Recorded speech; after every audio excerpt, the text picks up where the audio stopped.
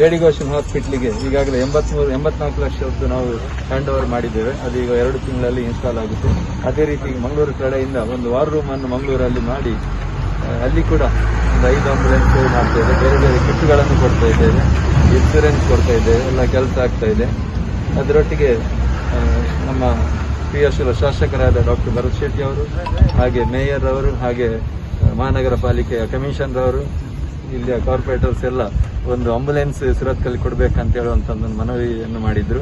ಅದಕ್ಕೆ ನಾವು ಸ್ಪಂದನೆ ಮಾಡಿ ಈಗಾಗಲೇ ಒಂದು ಉತ್ತರಕ್ಕೆ ಮತ್ತು ಒಂದು ದಕ್ಷಿಣಕ್ಕೆ ಕ್ಷೇತ್ರಕ್ಕೆ 2 ಆಂಬುಲೆನ್ಸ್ ಅನ್ನು ಇಲ್ಲೇ ಇಡುವಂತದಕ್ಕೆ ವ್ಯವಸ್ಥೆಯನ್ನು ಮಾಡಿದ್ದೇವೆ.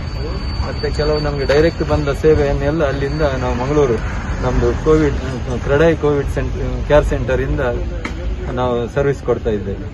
ಇದಕ್ಕೆಲ್ಲ ಅವಕಾಶ ಕೊಟ್ಟಿದ್ದಕ್ಕೆ ವಿಶೇಷವಾಗಿ ಶಾಸಕರಿಗೆ, ಮೇಯರ್ ಅವರಿಗೆ, ಕಮಿಷನರ್ ಅವರಿಗೆ, ಲೋಕೇಶ್ ಅವರಿದ್ದಾರೆ, ವರುಣ್ ಅವರಿದ್ದಾರೆ, ಸ್ಥಳೀಯ ಅನೇಕ ಕಾರ್ಪೊರೇಟರ್ಸ್, ನಯನ್ ಅವರಿದ್ದಾರೆ, ಇಲ್ಲಿಯ ಕಾರ್ಪೊರೇಟರ್ ಇದ್ದಾರೆ.